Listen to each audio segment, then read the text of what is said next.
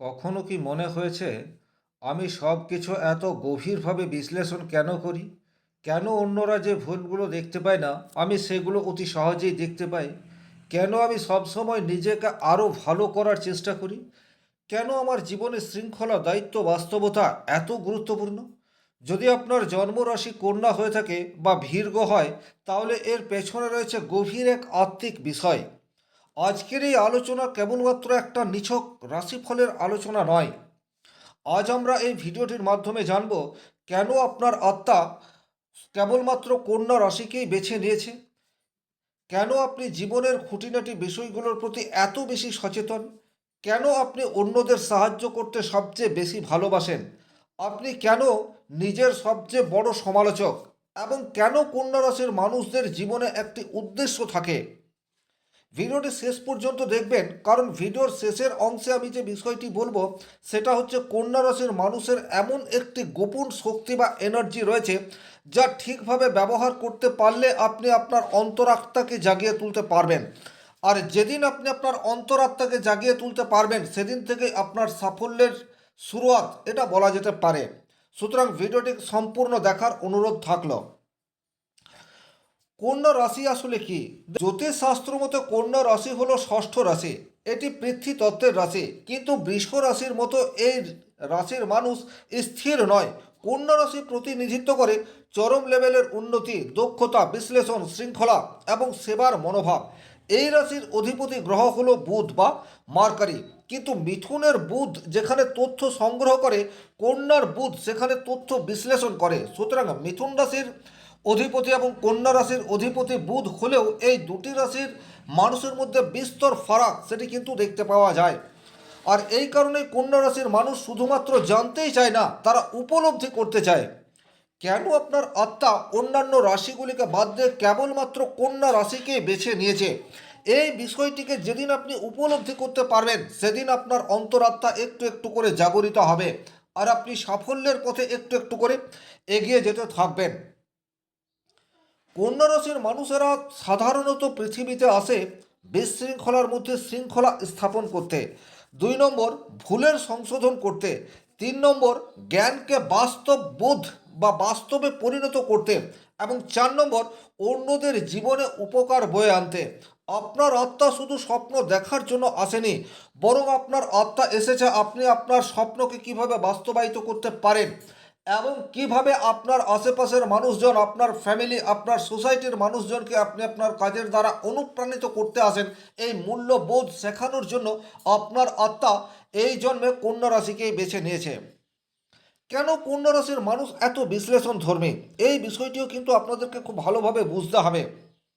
আপনি হয়তো লক্ষ্য করেছেন কোনো ঘটনা ঘটলে আপনি শুধুমাত্র রেজাল্ট দেখেন না, আপনি ভাবেন এই ঘটনাটি কেন ঘটলো, কিভাবে ঘটলো, কোথায় ভুল ছিল, কোথায় ঠিক ছিল, আরেকটু কি বেটার হতে পারত, কিভাবে আরও এই ঘটনাটিকে ভালো করা যায়। কারণ আপনার মস্তিষ্ক স্বাভাবিকভাবেই বিশ্লেষণ ধর্মী, প্রত্যেকটা বিষয়ের একদম গভীরে যাওয়ার চেষ্টা সেটি কিন্তু কেবলমাত্র কন্যা রাশি, কন্যা লগ্নের জাতক জাতিকাদের মধ্যেই সম্ভবপর। আপাত দৃষ্টিতে কোনো ছোট্ট একটি ঘটনা যা অন্যান্য জনসাধারণের মনে বিন্দুমাত্র রেখাপাত করবে না, সেই আপাত নিরীহ ঘটনায় কন্যা রাশির মস্তিষ্কের মধ্যে একটা ঝড় সেটা বয়ে নিয়ে আসতে পারে। কেন কন্যা রাশির মানুষ নিজের উপর এত চাপ দেয়, এই জায়গাটি কিন্তু আপনাদেরকে বুঝতে হবে। সদা সর্বদা কন্যা রাশির মানুষ কিন্তু একটা অক্লান্ত বা অপরিণত চাপের মধ্যে দিয়ে নিয়ে যায়। কারণ আপনার সবচেয়ে বড় সংগ্রাম বাইরের মানুষের সাথে নয়, আপনার নিজের সাথে। অনেক সময় সেটা নিজের সাথে নিজেই আপনি উপলব্ধি করেন, আবার অনেক সময় এই চাপ আপনার মস্তিষ্কের মধ্যে রয়েছে, কিন্তু চাপের উৎস কী এই জায়গাটা কিন্তু আপনারা আইডেন্টিফাই করতে পারেন না। তখন আপনার যে স্বাভাবিক ছন্দ, আপনার যে কর্মক্ষমতা, আপনার যে বিশ্লেষণ ধর্মী, সেগুলি কিন্তু কোথায় হারিয়ে যায়। আপনি চান আরও বেটার হতে, আরও ভালো পরিণাম নিয়ে আসতে, আরও দক্ষ হতে এবং এক্সট্রিম লেভেলের সাকসেস পেতে। ফলে অনেক সময় আপনি নিজের অর্জনকেও যথেষ্ট মনে করেন না। সাকসেসের একটা লেভেলে আপনি পৌঁছে যাওয়ার পরেও আপনার মনে হয় এর চেয়ে অনেক বেটার আপনি করতে পারতেন। কন্যা রাশির মানুষের বড় শক্তি কি, এটা কিন্তু আইডেন্টিফাই করা ভীষণ রকম প্রয়োজনীয়। কারণ আপনি যখন আপনার প্রধান শক্তিকে জানতে পারবেন, তখন কিন্তু সেটিকে আপনি কর্মে রূপান্তরিত করবেন।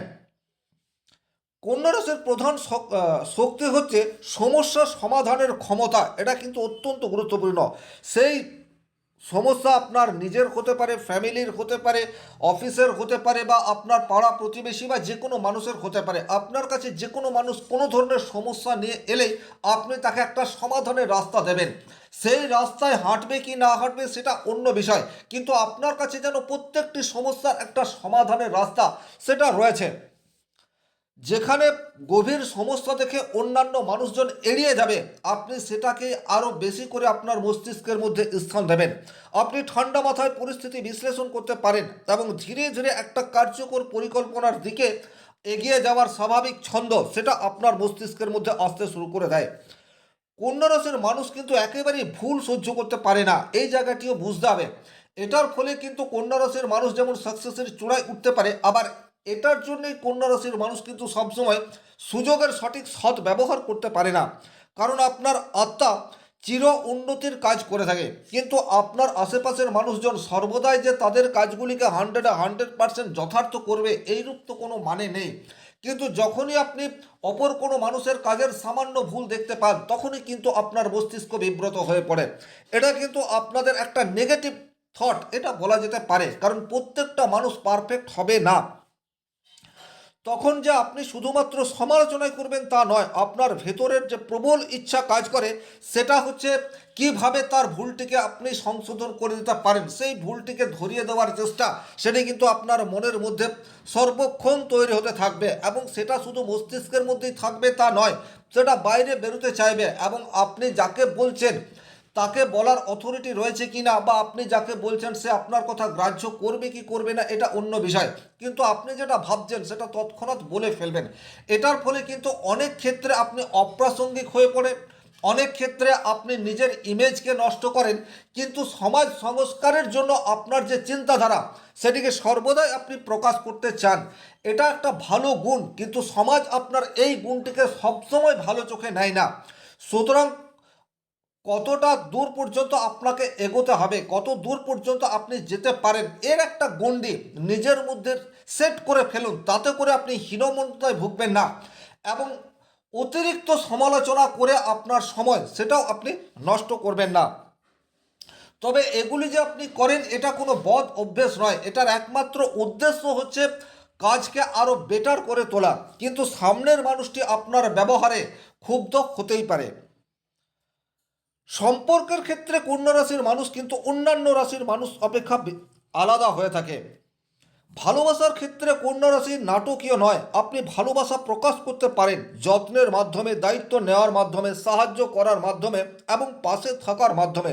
আপনি বড় বড় কথা কম বলেন, কিন্তু ছোট ছোট কথা সারাক্ষণই বলতে থাকেন, কিন্তু কাজের মাধ্যমে অনেক কিছু প্রমাণ করে দেন। সবসময় যে আপনি মুখে প্রকাশ করেন তা কিন্তু নয়, পরিস্থিতি বিবেচনা করে আপনার দায়িত্ব, আপনার ডেডিকেশন সেটা কিন্তু আপনার প্রেমিক প্রেমিকা বলুন বা স্বামী বলুন বা হাজব্যান্ড বলুন, তাকে আকৃষ্ট করার একটা চেষ্টা সেটা কিন্তু আপনার মধ্যে থাকে, এবং সেটা যথেষ্ট মাত্রায় লয়াল বা আন্তরিক, এ বিষয়ে কিন্তু কোনোরূপ ডাউট নেই।